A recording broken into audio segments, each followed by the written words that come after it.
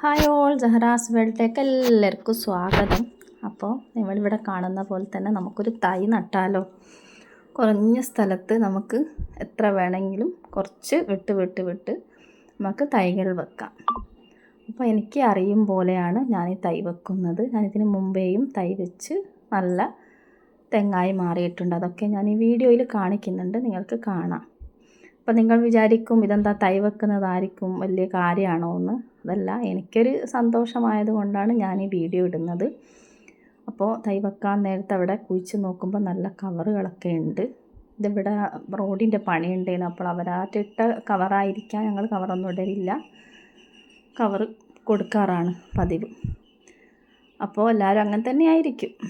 അപ്പോൾ ഞാനിവിടെ കുഴിച്ച് ഒന്ന് സെറ്റാക്കി തൈൻ്റെ കുഴിയൊന്ന് ലെവലാക്കി എടുക്കട്ടെ, എന്നിട്ട് കാണിച്ചു തരാം. ഏകദേശം ഒരു നല്ലൊരു കുഴി വേണം. വട്ടത്തിൽ കുഴിച്ചിട്ട് നടുക്കൊരു കുഴി കുഴിക്കുക, എന്നിട്ടാണ് തൈ വെക്കേണ്ടത്. അതൊന്ന് ഞാൻ കുഴിച്ച് കഴിഞ്ഞിട്ട് നിങ്ങൾക്ക് കാണിച്ചു തരാം. നല്ല കുഴി ആയതുകൊണ്ട് തന്നെ നമുക്ക് സ്ത്രീകൾക്കും പെട്ടെന്ന് തന്നെ കുഴിക്കാൻ പറ്റും. ശീനമോളൊക്കെ ചെയ്യുമ്പോൾ ഞാനും വിചാരിക്കും ഇങ്ങനെയൊക്കെ ഒന്ന് ചെയ്ത്. ഇതാണ് നമ്മളെ തൈ കേട്ടോ. ഈ തൈയാണ് അവിടെ നടേണ്ടത്. ഒരു 5, 6, 7 കൈ വന്നതിന് ശേഷമാണ് തൈ നടേണ്ടത്. അപ്പോൾ ഞാൻ ഏകദേശം വട്ടത്തിൽ റൗണ്ടിൽ ഒന്ന് കുഴിയൊക്കെ കുഴിച്ച് തൈ വെക്കാനായിട്ടുള്ള ഏകദേശം കുഴി ആയിട്ടുണ്ട്. നിങ്ങൾക്ക് മനസ്സിലായി എന്ന് വിചാരിക്കുന്നു. അതിന് ശേഷം ഞാൻ കുമ്മായപ്പൊടിയാണ് കുറച്ചിട്ട് കൊടുക്കുന്നത്. മണ്ണിൽ കുറച്ച് എന്തെങ്കിലും കീടങ്ങളോ എന്തെങ്കിലും ഉണ്ടെങ്കിൽ അത് ഇതായി പോണ്ട എന്നും ചൊല്ലിയിട്ടാണ് ഞാൻ കുമ്മായ ഇട്ട് കൊടുക്കുന്നത്. കുമ്മായ ഇട്ടതിന് ശേഷം നമ്മൾ ആ പറഞ്ഞ തൈ നല്ല പൊരിച്ച് കൊണ്ടുവന്ന് തൈ നട്ട് കൊടുക്കുകയാണ് ചെയ്യുന്നത്. അതിന് ശേഷം നമുക്ക് കുറച്ച് വളം ചെയ്ത് കൊടുക്കണം. നമ്മളെ വീട്ടിൽ കോഴിയോ ആടോ എന്തെങ്കിലുമൊക്കെ ഉണ്ടെങ്കിൽ കുറച്ച് വളം ഇട്ട് കൊടുക്കുക. ആദ്യം കുറച്ച് മണ്ണ് തട്ടിയിട്ട് കൊടുക്കുക.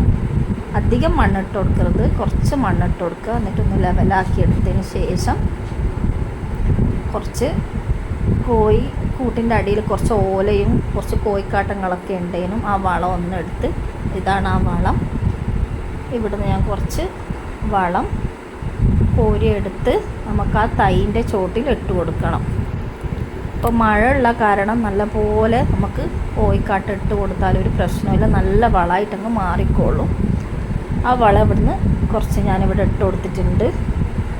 അതിന് ശേഷം നമുക്ക് കുറച്ചും കൂടി നല്ല മണ്ണ് തട്ടിയിട്ട് കൊടുക്കുക. ഇട്ടതിന് ശേഷം കുറച്ച് ചാരം അതിൻ്റെ മുകളിൽ ഇട്ട് കൊടുക്കുക.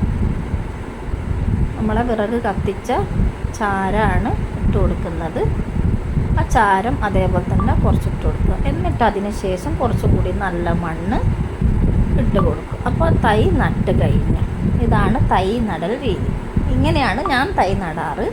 നിങ്ങൾ ഇങ്ങനെയാണെങ്കിൽ ഒന്ന് കമൻറ്റിൽ അറിയിക്കുക കേട്ടോ. എന്തെങ്കിലും തെറ്റുണ്ടെങ്കിൽ എനിക്ക് പറഞ്ഞു തരണം. അപ്പോൾ ഇതാണ് ഞാൻ വെച്ച തൈ. ഞാൻ ഇതുപോലെ ഇതിന് മുമ്പ് 2-3 തൈ വെച്ച് ഞാൻ കാണിച്ചു തരാം. ഇതൊരു തൈ. ഇത് കുറച്ച് എന്താ പറയാൻ, ഒരു 1.5 വർഷം കഴിഞ്ഞു ഈ തൈ. ഏകദേശം ഇങ്ങനെ ആയിട്ടുണ്ട്. ഇതേപോലെ ആ സമയത്ത് തന്നെ വെച്ചതാണ് ഈ തൈകൾ. 4 തൈ ഞാൻ ഇതേപോലെ വെച്ച് കൊടുത്തിട്ട് ആളായി വന്നിട്ടുണ്ട്. ഇങ്ങനെയാണ് ഞാൻ തൈ നടാറ്. നിങ്ങൾ ഇങ്ങനെ തന്നെയാണോ തൈ നടൽ എന്നും കൂടി എനിക്ക് കമൻറ്റ് ബോക്സിൽ അറിയിച്ചു തരണം. നമ്മൾ വെറുതെ ഇരിക്കുന്ന സമയത്ത് നമുക്ക് മുറ്റത്തൊക്കെ ഇറങ്ങി ഇതേപോലെ എന്തെങ്കിലുമൊക്കെ നട്ട് കൊടുത്താൽ നമുക്ക് ഉപകരിച്ചിട്ടില്ലെങ്കിലും നമ്മളെ മക്കളെങ്കിലും ഉപകരിക്കുമല്ലോ. അതൊക്കെയല്ലേ നമുക്കൊരു സന്തോഷം. അപ്പോൾ ഇതാണ് ഞാൻ നട്ട തൈ. നിങ്ങൾക്കെല്ലാവർക്കും ഇഷ്ടപ്പെട്ടിട്ടുണ്ടെങ്കിൽ ലൈക്ക് ചെയ്ത് സബ്സ്ക്രൈബ് ചെയ്ത് സപ്പോർട്ട് ചെയ്യുക. ഓക്കെ, അസ്സലാമു അലൈക്കും.